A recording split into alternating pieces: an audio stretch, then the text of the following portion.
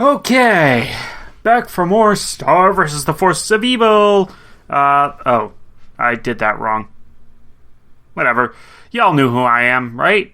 Or you should. I mean, it would be weird if this was like the first of my reactions that you were watching. Like, if you find out I'm doing Star versus reactions, you should probably just go back to the first episode and not this one.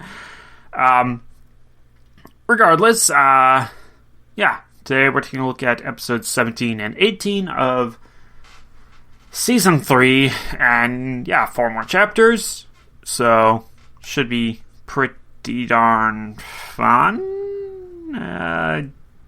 Don't know why I'm doing so much of like a question there. I mean, show's usually fun, but like, I don't know. I mean, it might be fun. It might be fun of the variety where like it's just laughter. It might be fun where it's the variety of like high emotions. It might be the fun where it's like all kinds of plot related junk and like cool stuff is happening. Or maybe it won't be any of those and it'll be kind of a downer. I don't know. Let's see. Okay, so first we have is another mystery. So Buff Frog, that's pretty cool. I don't know if it's been that long since we've seen him. I feel like it's not. I feel like we saw the tadpoles relatively recently, at least. Oh wait, no, we saw him in the episode with the one crazy lady that was supposed to be a monster expert, but was actually super racist. And then we have Marco Jr., which I don't know what that's going to be. I mean, Marco obviously doesn't have any kids. Well,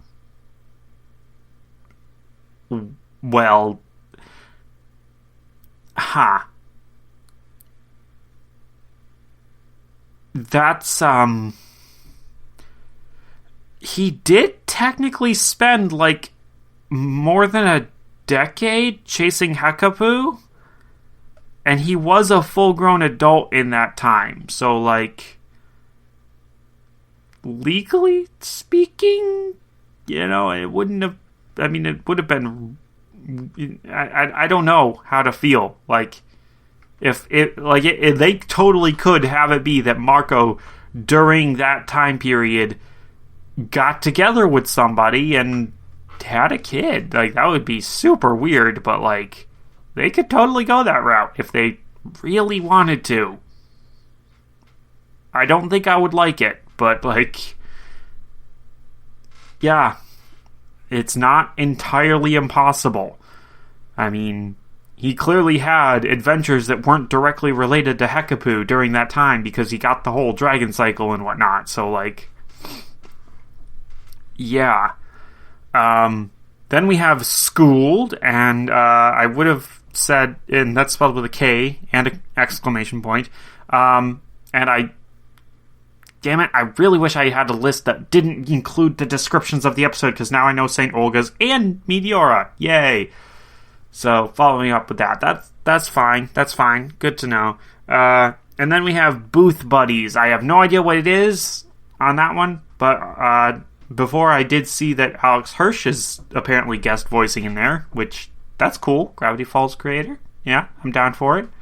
Try and keep an ear out, but, like, I mean, he's got a pretty good range. I mean, from Bill Cipher to Seuss to Grunkle Stan was quite the spectrum of voices, so I don't know if I'll be able to spot Alex's voice. So yeah. Either way, looks like we are going to be getting some plot stuff in here, and we might also be getting some just fun stuff. We're definitely getting something with like monsters because Buff Frog, so yeah, looks like we'll be covering a variety of different aspects of the show in this set, so should be pretty good. So, let's get into it. Starting in 3, 2, 1.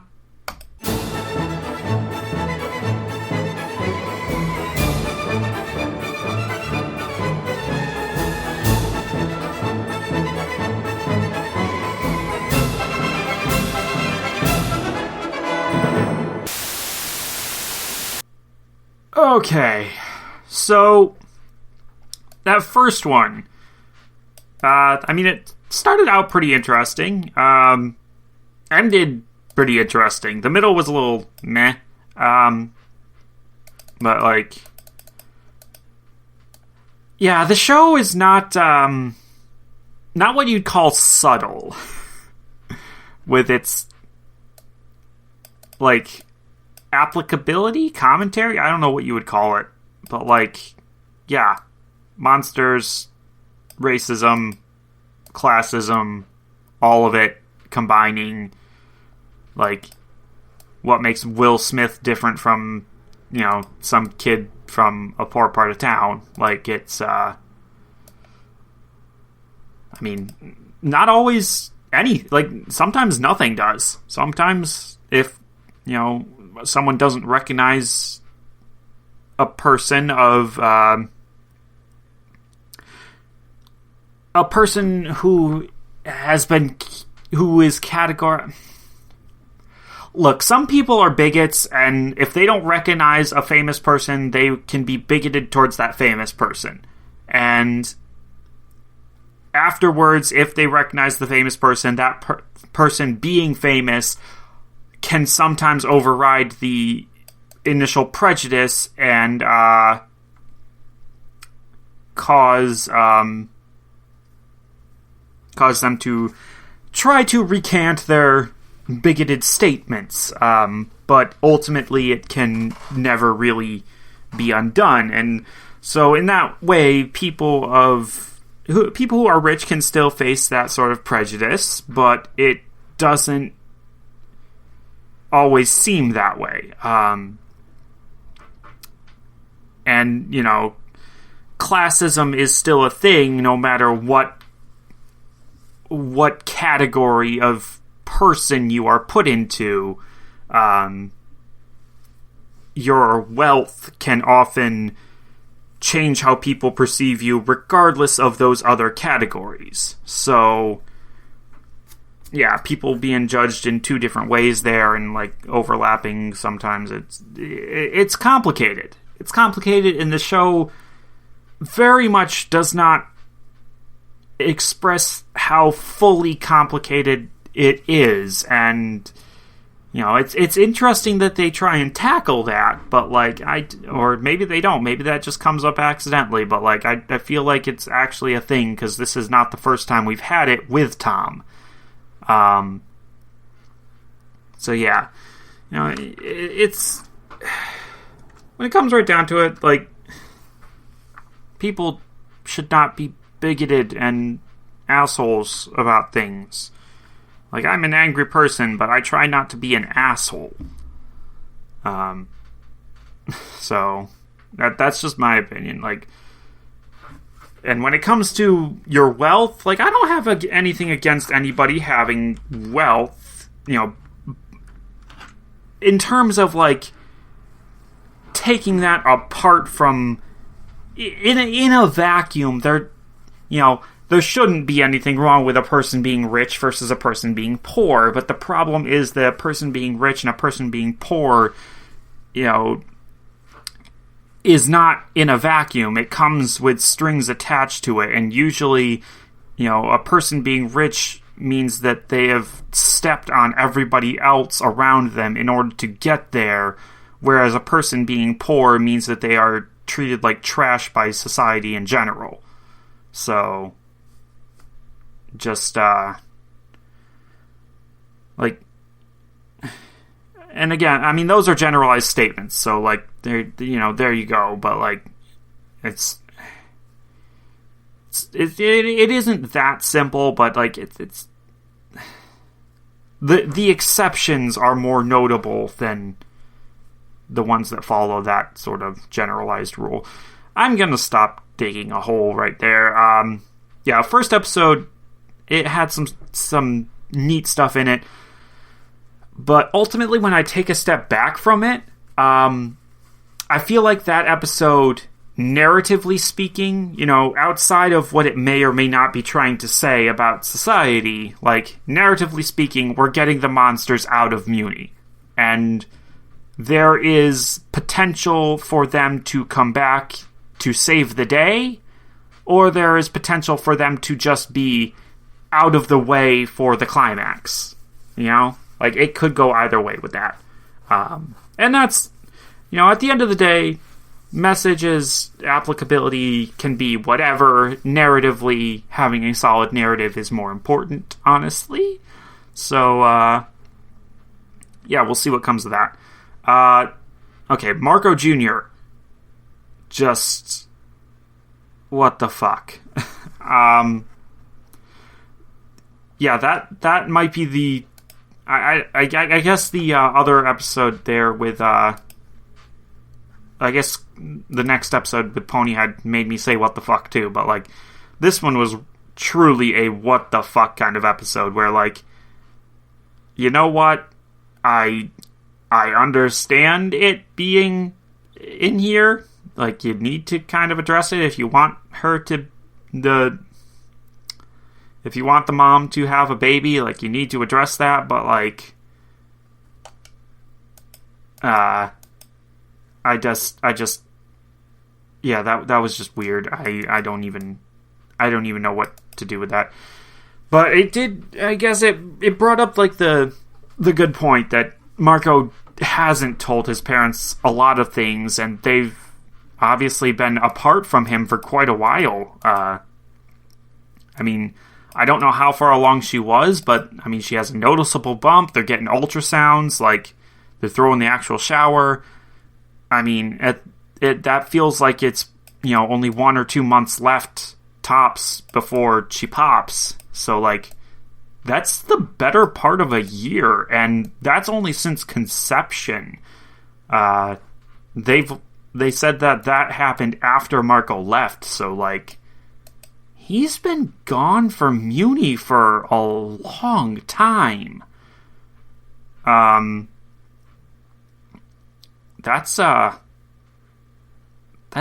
kind of crazy. So, yeah.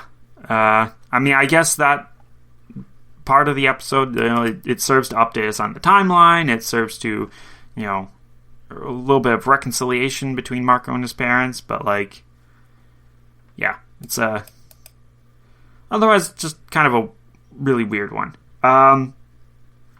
So the next one was, I think, the most plot thing that we had.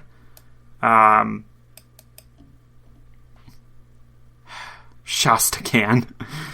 Oh, that's dumb. Yeah, man, that next episode, actually... I'm gonna take my headphones out now. My ears are a little bit hurting. God, yeah, the next episode, Meteora, like, I do not know what to make of that. Honestly. Okay, so the first part where it's just Ponyhead was kind of, like, yeah, narratively speaking, I guess it was necessary. And you know what? In this case, I almost rather would sacrifice the narrative, just because every time Ponyhead shows up, she just finds new ways to annoy me. Because, like, Ponyhead's presence in the episode detracted so much from the rest of it. But yeah, so the original Saint Olga was a robot who, yeah, was programmed to be like the ultimate, well, I guess not ultimate, but like that robot very much, that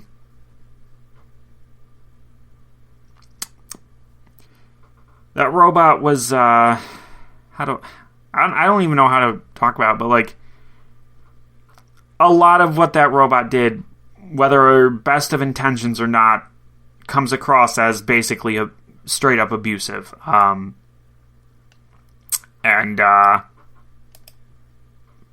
pretty fucked up. So, yeah, I mean, they've done a good job at making Meteora sympathetic at this point, and they've established that she is the rightful heir to the throne so far as we know, unless Eclipsa herself was never actually the rightful heir. Who knows? I mean, questions. But, like, regardless of that, Meteora at the moment is not... she's not fit to rule. She is not in the right headspace for that, but B, she is currently very violent and, yeah.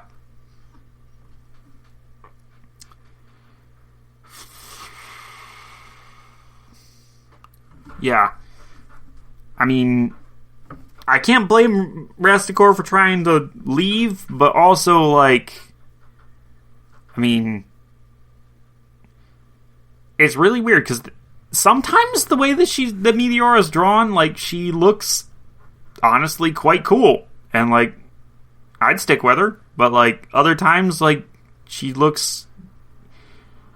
weird isn't the right word. I mean, as Miss Heinous, she was drawn to be a very handsome woman, so to speak, is typically the way it's phrased. Like, she could have been attractive when she was younger, but, like, for whatever reason, she's just... I don't think she's meant to be attractive. But, like, she has a certain way about her right now, and, she's got all the monster stuff that,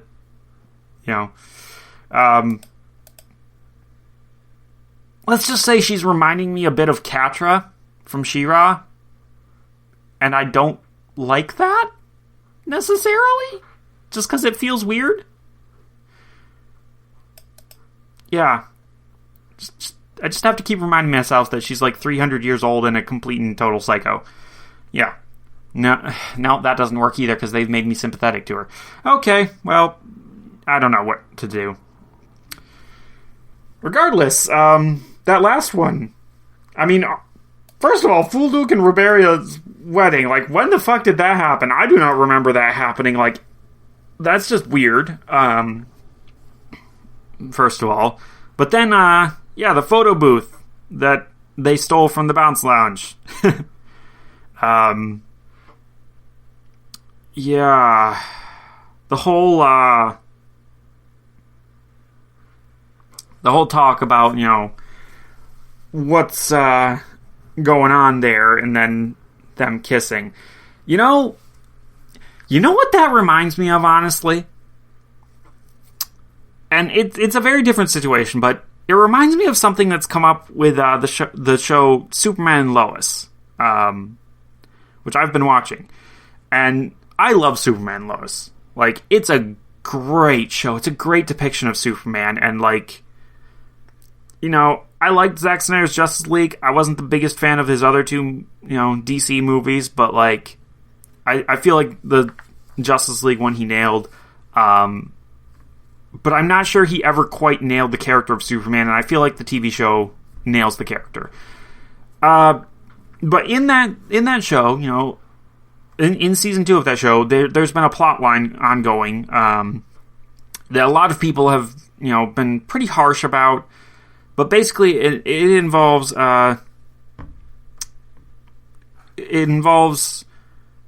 of Clark's kids, which I always mix them up. There's Jonathan, and then there's Jordan, and Jordan's the one that's involved here. Jordan has powers, and he wants to be together with this girl, but the fact that he has powers makes it hard because he has to keep secrets from her. And that means he has to keep distance between them. And, like, they've been trying to make it work. They've been dating. But, like, she went away to camp. And she, hormones and whatever. She ended up kissing another girl. And, play the song. But, like, she came back. She told him. She was honest with him. She was like, I want I don't want this to be a secret, but I want us to work past it, is what she told him. And, he was trying, but, like, the fact that she was able to be honest with him with her secret, but not the other way around, ultimately, drove a big wedge there. And a lot of people were pretty harsh on the girl. Her name's Sarah. A lot of people have been very harsh towards Sarah about it, but, like, looking at this episode of this show, of Star Versus, like, Star's in that exact same situation that Sarah was in. I mean, not exactly, because obviously it was another boy, not a girl, but, like, she just kissed Marco, and, like, realistically, if her and Tom's relationship was going to work out long term, not only should she tell him, she should feel comfortable telling him. And the fact that she obviously does not, and, like, kind of wants to just pretend like the whole thing never happened, but in a bad way of not moving past it, but, like, hiding it. Yeah, that speaks a lot of volumes. And, like, yeah, I mean, they Star and Marco talked. They got feelings out there, but, like, what is that going? Like, now they need to actually figure out what's going to happen next, and, like, yeah, that's a problem.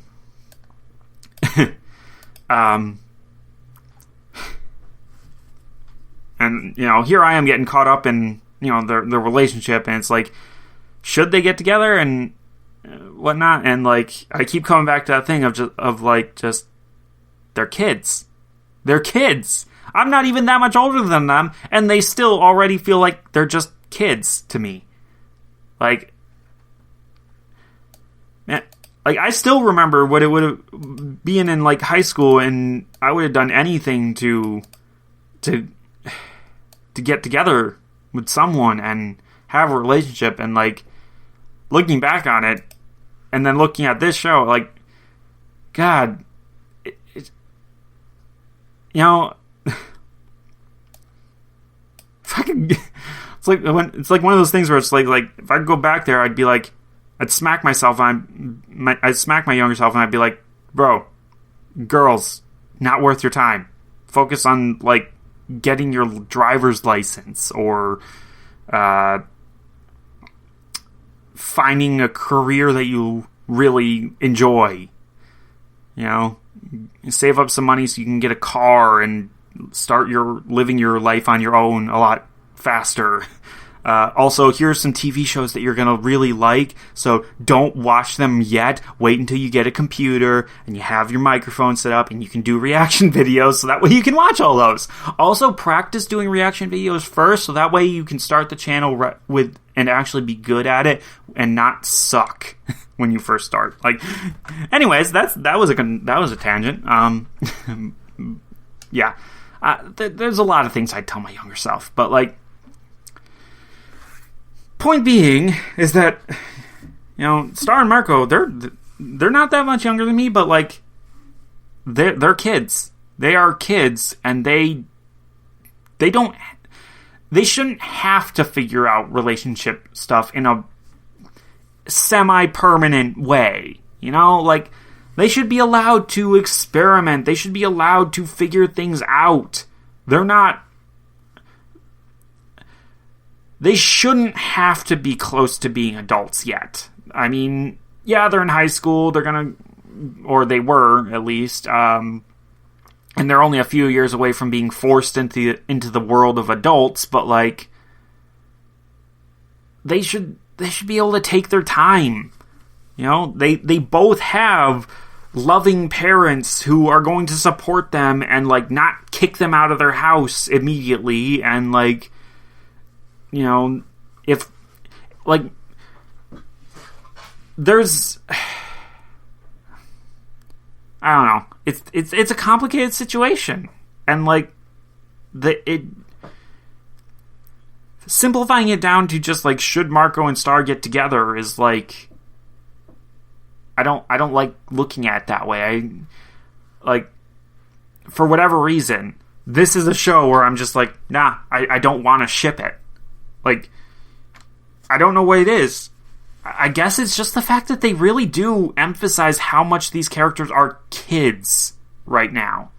Like, yeah, they're doing adult things. They're doing magic adventures and crazy over-the-top stuff like that. But, like, the show does a good job at emphasizing how much they're just children and, like, they're already dealing with enough fucked up stuff that, you know, trying to figure out who their soulmate is or trying to figure out who they should marry, like, no, put that on the back burner. You know, you can have relationships, you can date around, you can do stuff like that, but, like, don't take it so seriously. Have fun with it. Just,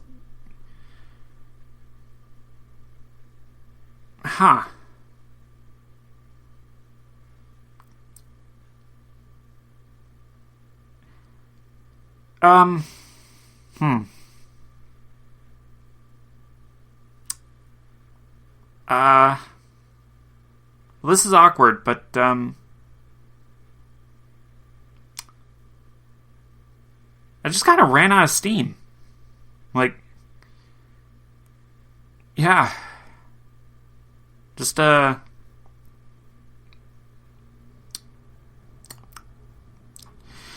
okay, well, that's that tangent.